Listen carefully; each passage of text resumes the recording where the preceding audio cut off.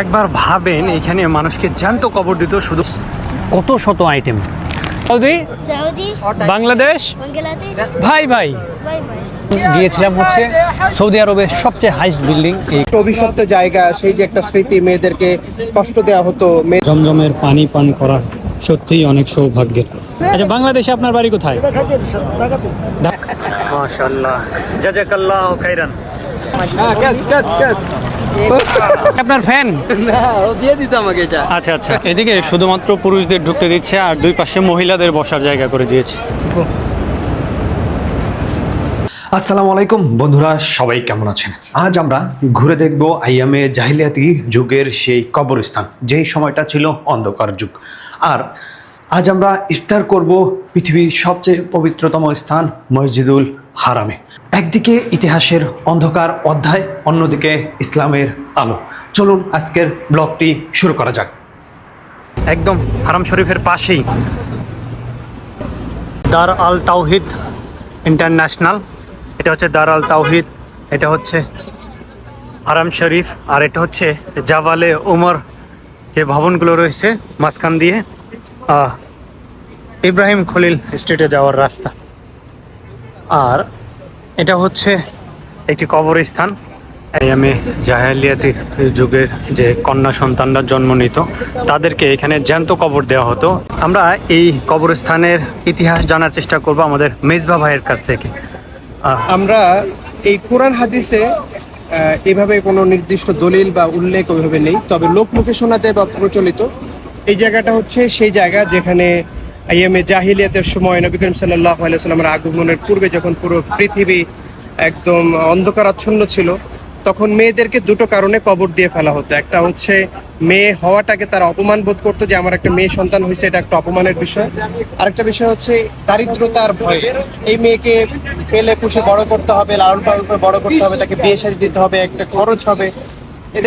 এই দারিদ্রতা এবং হচ্ছে অপমান বোধের কারণেই তারা মেয়েদেরকে জীবন্ত কবর দিয়ে ফেলা হতো। বলা হয় যে এই সেই জায়গাটা আপনি দেখতে পাবেন কিছু জায়গায় পাথর দিয়ে কবরের মতো করে করে রাখা আছে। স্থাপনা এত বড় বড় বিল্ডিং, কিন্তু হেরেম শরীফের একদম কাছে এই জায়গাটা খালি রাখার কোনো কথাই ছিল না। কিন্তু এই জায়গাটাকে আমার মনে হয় বা লোকমুখে শোনা যায় এই জন্যই খালি রাখা হয়েছে, যে সেই যে একটা অভিশপ্ত জায়গা, সেই যে একটা স্মৃতি, মেয়েদেরকে কষ্ট দেওয়া হতো, মেয়েদেরকে জীবন্ত কবর দিয়ে ফেলা হতো। রাসূল সাল্লাল্লাহু আলাইহি ওয়াসাল্লাম আগমনের পরে এই জিনিসটা পরিপূর্ণভাবে বন্ধ করে দেন এবং নারীদেরকে ইসলামের যে সম্মান, সেই সম্মানটুকু নারীদের অধিকার, সেই অধিকার তিনি। আমার আরেকটা প্রশ্ন, এই যে সব স্থাপনাগুলো আছে, স্থাপনাগুলোতে যাওয়া প্লাস ওই স্থাপনাগুলো মার্ক করা আছে কিনা যে কোনটা কি?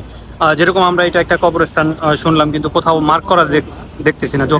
যারা হচ্ছে নতুন আসবে বা সবকিছু জানে না, ইসলামের ইতিহাস জানে না, তাদের ক্ষেত্রে সেক্ষেত্রে হচ্ছে আপনারা গুগলে সার্চ করলে পেয়ে যাবেন যে মক্কার আশেপাশে দেখার মতো কি কি আছে। তো এইটা ওর যেহেতু কোনো নির্দিষ্ট কোনো সূত্রে নাই, সেই হিসেবে পাওয়াও যায় না ওইভাবে।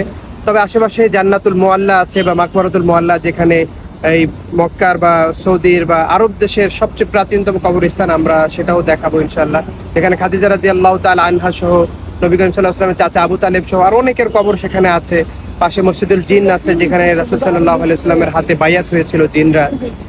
এরকম ভাবে আরো বেশ কিছু, জাবালে সুর, জাবালে নূর, যেখানে গারে হেরা, যেখানে রাসূল সাল্লাল্লাহু আলাইহি ওয়াসাল্লামের উপর কোরআন নাজিল হয়েছিল, এরকম আরো বহু জায়গা আছে। আমরা ইনশাআল্লাহ ধাপে ধাপে সেগুলো দেখার চেষ্টা করব।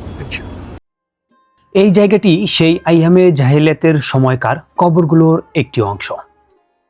সেই যুগে মানুষ শিরক করত মূর্তি পূজা, কন্যা সন্তানকে জীবন্ত কবর দিত।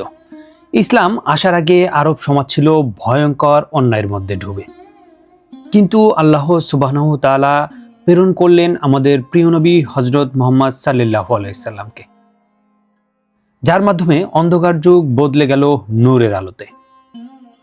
এখানে মানুষ অজ্ঞতায় ছিল। আজ সেই ভূমিতে লাখো মানুষ রোজা রাখে, ইফতার করে, নামাজ কালাম পড়ে। ভেতরেই আমরা ইফতার করব, কিন্তু এখানে দেখেন,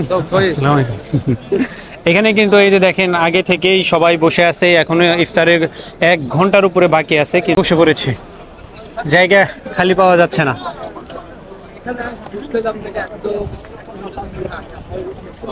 আর ভেতরে যদি বসতে চান, আপনারা যারা কাবার চত্বরে ইফতার করতে চান, তাদের কিন্তু 3 ঘন্টা 4 ঘন্টা আগে আপনাকে সেখানে পৌঁছাতে হবে।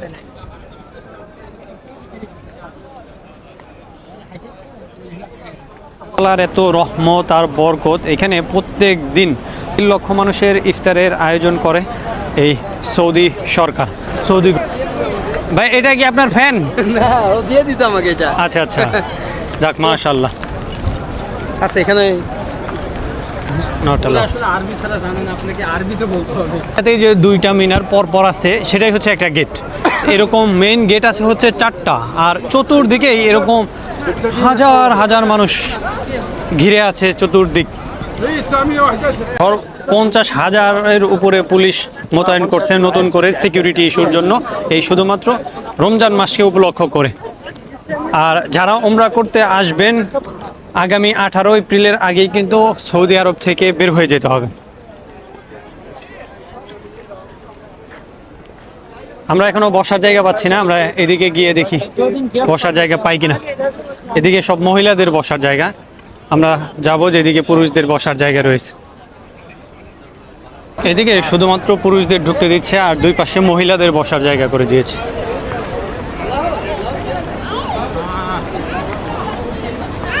এটা আল্লাহ তাআলার একটা রহমত, আমরা এখানে ইফতার করতে পারছি। প্রথম রোজাতেও এখানে ইফতার করেছি। বসবো কোথায়? এখানে বসেন। আচ্ছা, ওই যে ওইদিকে ফাঁকা আছে, ওইখানে মাঝখানে বসি। হ্যাঁ, हाँ, वो मेरा पाकिस्तानी আর भाई। এই যে এগুলো হচ্ছে पंजाब, पाकिस्तान कहाँ से? भावलपुर। भावलपुर से। अच्छा, हम दोनों पिछले साल पाकिस्तान गया था। अब किस लिए इधर आया? बस तीनों भी उम्रा करने के लिए। माशाल्लाह माशाल्लाह। आपका फ्लाइट ट्रेन कितना होता है पाकिस्तान? वहाँ पे लगता है हमारा 3 लाख। खर्चा कितना टोटली कितना लगता है 3 लाख पर पर्सन? Free 3 person? 3%। बाई ওকে। ইফতারের কিছুক্ষণ আগে থেকেই এভাবে ঘুরে ঘুরে ইফতার বিলি করা হয়। এই যে দেখেন, ব্যাগে করে নিয়ে আসছে, এভাবে লাইন বাই লাইন যেভাবে বসে আছে মুসল্লিরা, সেভাবেই ইফতার বিলি করবে তারা। আমরা আসার পথেই আমাদেরকে এক বাঙালি ভাই 2 প্যাকেট দিয়ে দিয়েছে।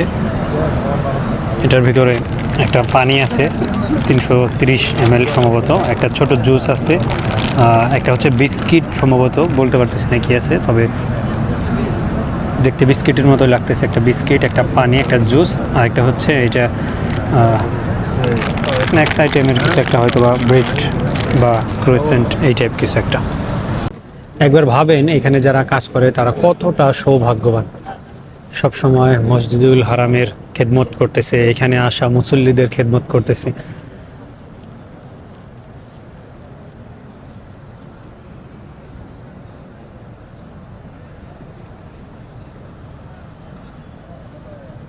যে পাশ দিয়ে কিন্তু জমজম ওয়াটারের ছোট ছোট ট্যাঙ্কগুলো রাখা আছে, এখানে গ্লাসও দেয়া আছে। ইফতারের সময় অনেকেই বোতলে করে নিয়ে আসে, কেউ ছোট ছোট গ্লাসে করে জমজমের পানি নিয়ে এসে সেই পানি দিয়েই ইফতার করে। এই যে এটা হচ্ছে জমজমের পানি, এই পানি আর খেজুর দিয়েই আমরা ইফতার শুরু করব যখন সময় হবে। পানি নিয়ে আসলাম এখান থেকে, আর সাথে অন্যান্য খাবার তো আছেই। দেওয়া হবে এখন। इसका नाम क्या? आजवा, না না, আজওয়ানা শুকারি। শুক্কারি। আচ্ছা, এটা হচ্ছে শুক্কারি। আমরা পাকিস্তানি माशाल्लाह। ভাইদের সাথে আমরা সব একসাথে ইফতার করব। आप उर्दू बोल सकते हो ना? हाँ, थोड़ा बांग्लादेश में थोड़ा आ सकते हैं, लेकिन हाँ, कैच আমাদের চাইতে হয়ে গেছে না, হ্যাঁ, এত খাইতে পারবো। এখানে আমাদের আরো একটা বাংলাদেশি ভাই।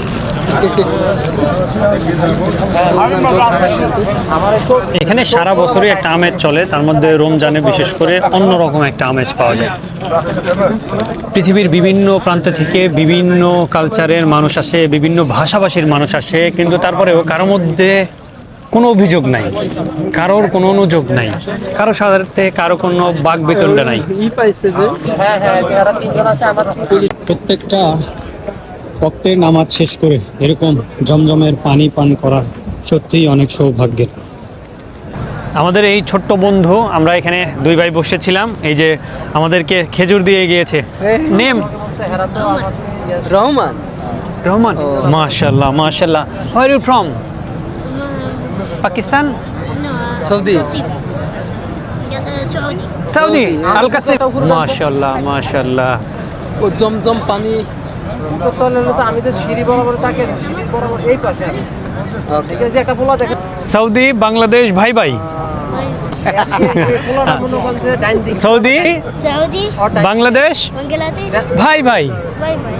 মাশাআল্লাহ দেখান দেন আতুরাইছে দেখা যায় মাশাআল্লাহ জাযাকাল্লাহু খাইরান।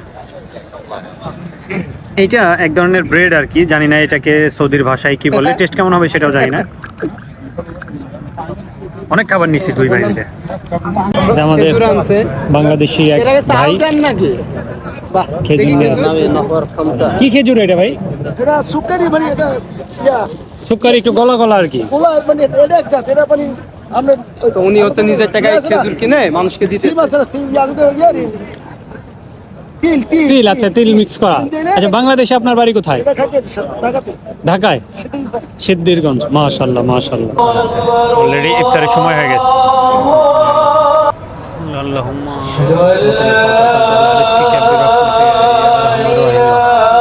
এখন আমরা আছি মসজিদুল হারামে। চারপাশে হাজার হাজার নয় লাখ লাখ মুসল্লি, সবার হাতে খেজুর আর জমজমের পানি। আজকের ইফতারটা সত্যি স্পেশাল, ভাবতেই অবাক লাগছে। যেই ভূমি একসময় জাহেলিয়াতের অন্ধকারে ছিল, আজ সেই ভূমি ইসলামের আলোয় আলোকিত। কত শত আইটেম, এই কেক আছে, বিস্কিট আছে, মাফিন, ব্রেড আছে, খেজুর, জুস, জমজমের পানি, এরপরে ব্রেড, অনেক অনেক আইটেম। আলহামদুলিল্লাহ। আমরা প্রথম গিয়েছিলাম হচ্ছে সৌদি আরবের সবচেয়ে হাইস্ট বিল্ডিং এই ক্লক টাওয়ারে, সেখানে আমরা আসরের নামাজ আদায় করেছি, আর এখানে আমরা ইফতারের পরে মাগরিবের নামাজ আদায় করব। আজকে দ্বিতীয় রমজান, এখানে আমরা ইফতার করলাম। দেখেন কি ইফতারের পসরা।